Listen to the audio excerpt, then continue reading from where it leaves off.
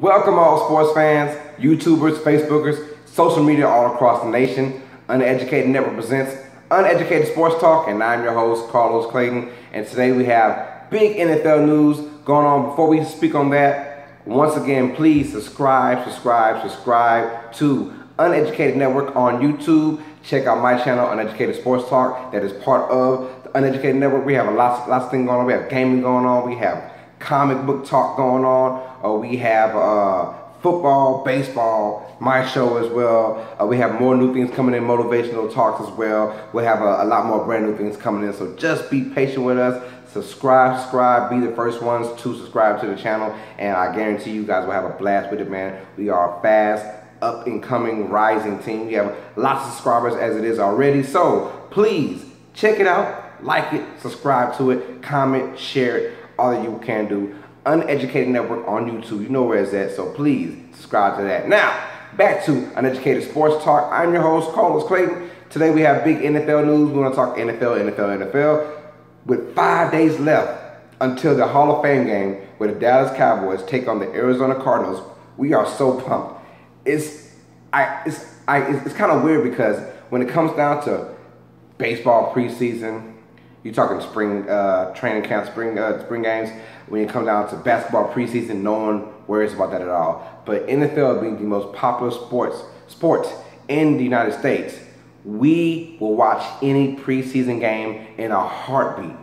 And it's funny how that happens because, especially if you're a diehard fan of a certain team, you're going to watch that team in preseason. But I guarantee if you're a diehard fan of an NBA team, you're not really worried about the preseason. But in NFL, you're worried about who's going to be on the team, who's not, who's looking good, who's looking bad, who might get cut, who's on that bubble. We're all worried about that. I'm a diehard Saints fan, so I watch every single preseason game like it is a regular season game because I want to know who's going to be good for my team. As of lately, we've had a lot of buzz, as you know. But with that being said, we have a few topics we do want to talk about. Let's start off with Odell Beckham Jr. It's my first time really talking about him in, just him by himself. But the man is already somewhat of a lunatic when it comes down to his on-the-field antics. We all know what he does on the off-the-field antics, the boat, the punching holes through a wall, all that kind of stuff, man. He's kind of a loose cannon. But in the interview we had, I guess a couple of days ago, he did mention that not only does he want to be the highest paid receiver, he wants to be the highest paid player in the NFL. Now, Odell, slow your roll, Odell, because guess what? You're only going to get wide receiver money. There's no way in hell you're going to get quarterback money. Now, people wonder why, and NFL players wonder why NBA players are getting more money. Well, it's something called usage, right? When you play in the NFL, you only use that one position. You're either offense, you're either defense. You're either just a wide receiver, you're just a quarterback, you're just an O-lineman, you're just a tight end. And you only produce on one part of the game.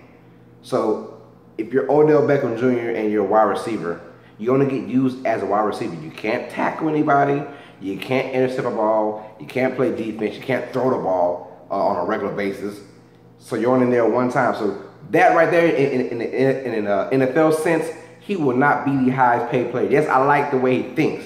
He wants to be paid. Right now, he's only getting paid, I believe, $1.8 million for this year. He's still on his rookie contract. He is getting paid like $10 million from endorsements. He got an extra $5 million from his new Nike deal he got. I think next year he'll get paid $8 million, and after that, it's time to restructure his contract, and he will get paid.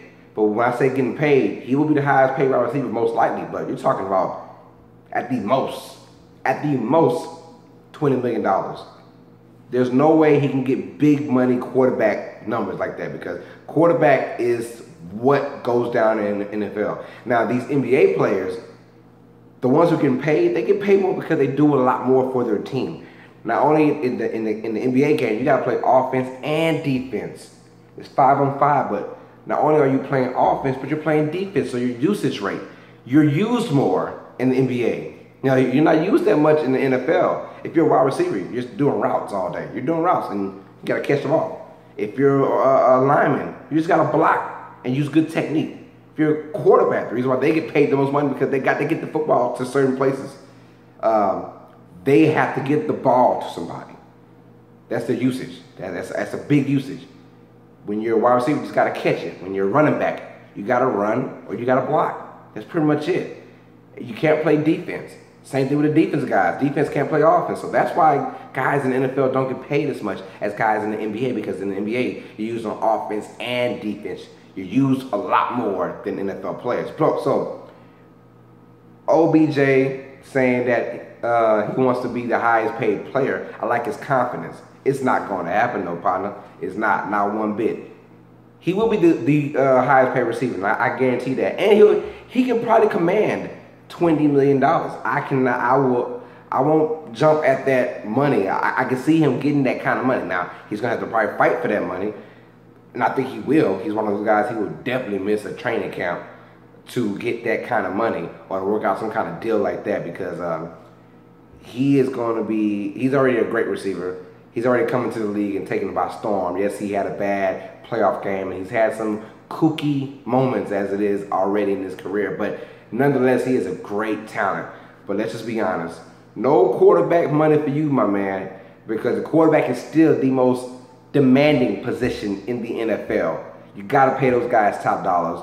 Guys like Odell Beckham Jr., great wide receivers, but they're only used to be a wide receiver, if you know what that means. So you're only going to get the range. Right now, Antonio Brown is making $17 million, I believe. And Dez Bryant, who's making $17 million. He's the highest paid receiver right now. And he won't get $20 million, but I think that Odell Beckham Jr. will get $20 million. He'll probably fight in that range to get that kind of money. Is he worth it? We'll find out. We will definitely find out. But speaking of not reporting to camp, staying with the NFL, we want to talk about Pittsburgh Steelers running back Le'Veon Bell. He did not show up for camp today. He didn't. And it's funny because you saw the difference between him and Antonio Brown. Antonio Brown is coming up with a Rolls Royce? I don't know how to pronounce that word. But it's a fancy car from the 1930s that he brought back into this time. Had his own chauffeur and everything. So Antonio Brown is riding with style. You know, the man got paid. He's feeling good. He's making $17 million a year. He can do those kind of stunts. But I like that, you know, put a little light on it. And then you have the opposite when it comes down to Le'Veon Bell. Well, Le'Veon Bell had a $12 million pretty much franchise tag waiting for him, and he did not use it. He doesn't want to do that. I don't know why. And here's my problem with Le'Veon Bell. You've had so many issues since you arrived into the league, and the Pittsburgh Steelers have done nothing but stuck with you the whole entire time. The least you could do is not make a fool of yourself. Now, we all know it's business, and I understand it's business, but when you make mistakes like that, a lot of teams will pass up on you or won't deal with your troubles, because he did make a lot of mistakes his first couple of years. But the Steelers have stuck with him. They've stuck through all his bad stuff he's done with all the weed smoking, all the just not thinking right, and they've stuck by him. And with that being said, they're giving you $12 million for a franchise tag. $12 million for a running back is very rare these days. Money for running backs is very rare. Now, let's be honest, he is probably one of the top 2 or 3 running backs in the game. I understand that. But $12.2 million, take it. And then reconstruct your deal. But don't make this a scene or a big scenario. Antonio Brown said it best.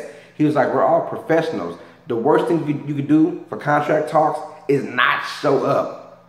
Don't do that. No, we're here as a team. We want to play the team. As I was talking about the Dallas Cowboys a couple shows back, saying that their mindset, they don't want to win. People are coming in late. People are coming in, doing dumb stuff. Le'Veon Bell, not saying that his mindset is right, because he's going to stay in shape. He's going to do him. But if you really, really want to win, and let's just be honest, winning is not really on his mind right now. It's about getting this money. You got to show up to camp. Got to.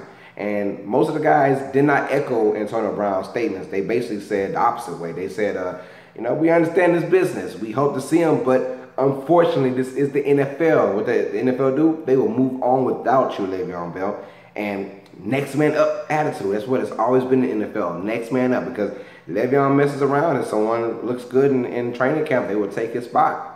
Not for the regular season, but preseason reps and stuff like that. So I just hope Le'Veon knows what he's doing. I hope his team agents know they're doing as well, because Pittsburgh Steelers are a first-class organization. They're not going to do you wrong. they stuck by you through your hard times. The least you could do is come to camp and show everybody what's going on. That's my personal opinion. Just because if he was there, always balling and always being the good role model he should be, then yes, I can see him holding out. I have no problem. But you've been a knucklehead for so long. I think that you owe the Pittsburgh Steelers a little more respect when it comes down to their organization, because they are a first-class organization. So that being said, we're gonna talk about Colin Kaepernick for a second. Y'all know my rant I had about him a few shows back. I had a rant about him. Well, now they're saying that Joe Flacco is having some sort of back problems. We all know he had a little minor surgery on his back, but now people are saying that he should be a good backup to Joe Flacco, Colin Kaepernick. He should be a good backup, and the Ravens should look at him. If I'm the Ravens, go get him. You gotta get him. He's a talent. He's a talent. Are you really, we've been through this for the whole entire year now. Are you really worried that he kneels during the national anthem? I'm not that worried about it. Okay, whatever. He kneels. Whatever. It's been there, done that. We've seen it all. Someone needs to pick this man up, or I will lose the rest of the hair that I have, because this guy is, he'll be probably the best backup in the NFL if he's on someone's team. I don't get that. So I don't get how most of these guys are getting jobs and Colin Kaepernick is not. Now I will keep saying that he's getting blackballed by the NFL. It is what it is. He is getting blackballed. But I hope the Baltimore Ravens take this into strong consideration and give Colin Kaepernick a chance to be the backup. And then, just in case Flacco is out, you have someone else, because the way the Ravens do play, they had a Tyrod Taylor who played in a few games and looked good, especially in preseason and in times where he came with Flacco during games. He looked good. So you get another mobile quarterback who's probably faster than Tyrod Taylor, maybe. And he has a cannon arm just like Joe Flacco. The system is built on Flacco's deep ball throwing. Well, I know that Kaepernick has that same sort of deep ball who will throw it deep. So I hope that Kaepernick does find a job. I'm rooting for him, man. And I cannot wait for the NFL to start.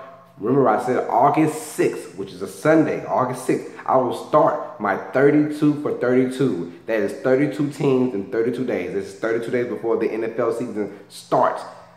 Day number 1, August 6th, I will talk about the Cleveland Browns. I will talk about them and see what they have to do, and I'll give records and opinions and thoughts on all 32 teams coming up. So be ready for that, and be ready in the next couple of weeks. We will have our Conor McGregor versus Floyd Mayweather chit chat, our talk. You'll see great guys having debates about it. It'll be me, myself will be there. A couple of my colleagues and a couple of friends will be there talking about the Floyd Mayweather and the Conor McGregor fight. It's going to be awesome. So be on the lookout in the next couple of weeks. We'll talk about that. And that's pretty much all we got. So like, comment, subscribe. Let me know, should Odell Beckham Jr. be the highest paid player in the NFL? Let me know your thoughts on that. And that's all we just got to say. I'm ready for the NFL season to start. I'm excited. NFL is always a breath of fresh air. I cannot wait for college football as well. It's just something about football that gets me excited, gets me intense. So this is brought to you by Uneducated Network, and this is Uneducated Sports Talk. Check me out on Facebook. My name is Carlos Clayton. I'm from Lake Charles, Louisiana. Check me out on Twitter at Carlos Clayton _ I repeat, at Carlos Clayton _ So yeah, Uneducated Sports Talk. I'm your host, Carlos Clayton. And as always, sports fans, you know what it is. Stay smart, stay uneducated. Peace.